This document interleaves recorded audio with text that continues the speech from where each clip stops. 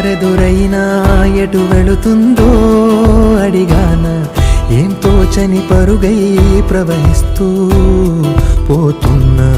ఏం చూస్తూ ఉన్నానే వెతికానా ఏదైనా,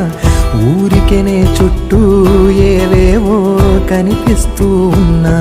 కదలని ఓశిలనే అయినా త్రుటిలో కరిగే కలనే అయినా, ఏం తేడా ఉందట నువ్వెవరంటూ అడిగిదు నన్నెవరైనా,